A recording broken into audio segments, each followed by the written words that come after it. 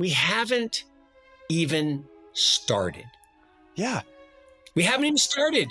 This is what's so amazing. So one is, when I say we haven't even started, so what I'm talking about there is the big cycle. My 14-year cycle, my 54, 68, 82, 96, 2010, 2024, which is still 3 weeks away. That's the beginning. That's the beginning of the middle part of the S curve, right? That's where we go from, 10% adoption to, and we're at 11 now, to 90. It's going to be an unbelievable decade. I mean, unbelievable. So much fun. So it doesn't mean it won't be without volatility, but it's going to be fun. So that's the first thing.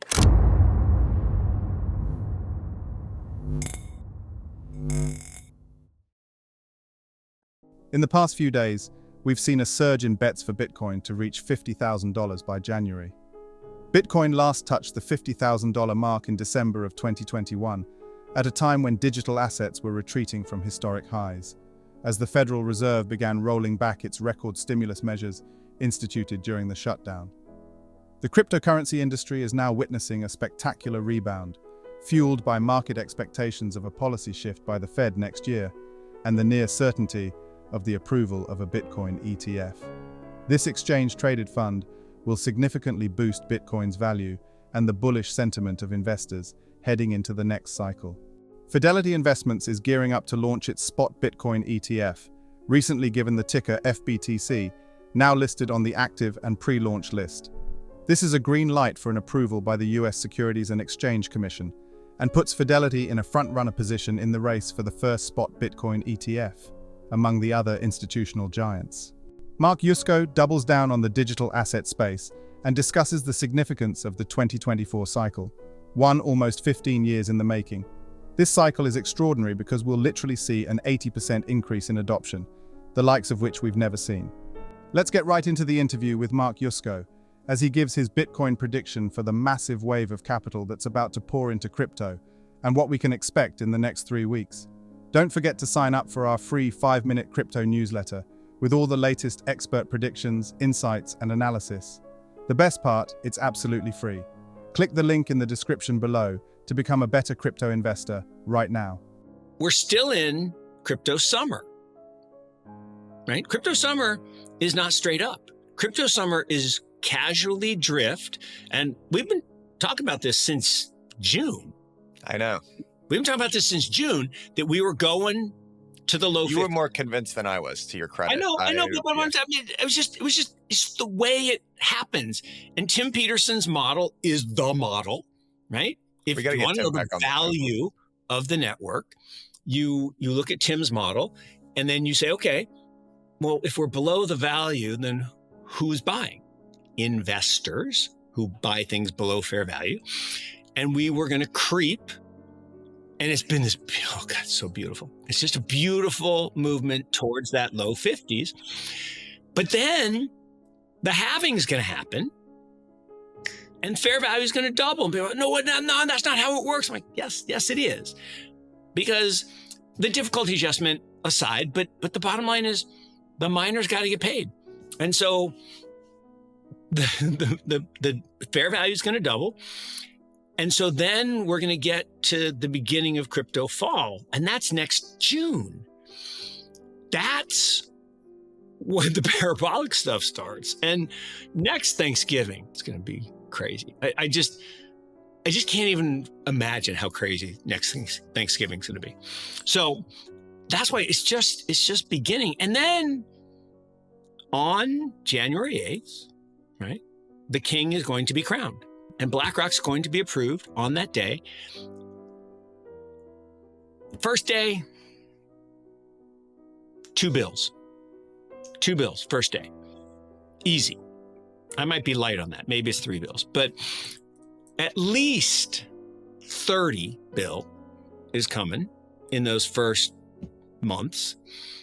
And remember, we went from 10K Bitcoin to 59K Bitcoin on 10 billion of flow into GBTC. This is There's so I don't know. And that's the point, right? And I'm giving credit where credit's due. Dan Moorhead. If Bitcoin is, I'll argue it is, digital gold, then we are 20% ish of the way there. The monetary value of gold, the amount of gold that's in central bank vaults and that kind of stuff. And if that's what it's going to become, and then can it be something beyond that? And then we got to get into, well, there's big B Bitcoin, and then there's little B Bitcoin. There's the network, which has some value, particularly as a settlement layer. And then there's the token, which I think could and should be this digital gold. But then is it also going to be a medium of exchange? We don't walk around with gold coins in our pocket. We leave the gold coins in the vault, and then we create this fiat stuff so that we can, exchange goods and services. If it becomes that,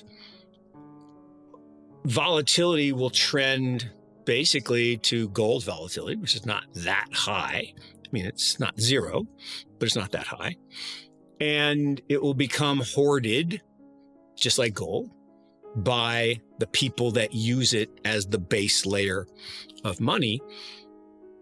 And maybe it goes a different direction, but if it goes that direction, I think we have a 4 more X, which, that's great, but it's not the moon, it's not 1,000X like some people think. Or there's some people say it's going to go up to infinity because the dollar is going to go to zero. I'm like, well. Embracing an unyielding enthusiasm for the crypto realm, Yusko confidently predicts that explosive growth is looming on the horizon, as BlackRock and many other crypto giants are doing just that. Yusko reassures that a long-expected surge awaits, leading up to the highly anticipated 2024 halving event for Bitcoin. No one owns Bitcoin. There are 8 billion people in the world. Very, very, very, very small number actually own Bitcoin. And part of it's because 3 billion don't have electricity with regularity, so they're not going to own it. Another 3 billion don't have a bank account. Think about that. 3 billion people in this world don't have a bank account. So they can't, buy things. And there's all these different reasons. Many have never even heard of Bitcoin, believe it or not, right? There are people who have no idea what it is. And when you start getting to the 100 million or 150 million, whatever the number is that actually do, it's this teeny, teeny, tiny fraction. And even those, right? There's a whole bunch of them are like, I'm not sure I believe it. I'm not sure it's an institutional asset. I'm not sure it's real. It still could be a Ponzi. It still could be a rug. Once the ETF happens and once venerated names like BlackRock and Fidelity and are here, forget about it. This rumor, which I think is a little disingenuous personally, but about a sovereign. Yeah, about Qatar saying, we should convert our whole $500 billion. Maybe they said that. I doubt it, but maybe they said it. Maybe it was a joke, but they're not going to do that. But would they do 10%? Would they do 20%? And look, every corporation, in theory, should listen to Michael Saylor, who's saying, if you have this devaluing asset just sitting idle, your cash, are you doing a disservice to your shareholders? Now, I'll actually push back against down, what? I'll push back against that actually, but I have no. I will too, for the reasons that I don't believe Bitcoin should be all of your assets ever. I don't. But to have a portion that's deflationary instead of inflationary could make some sense.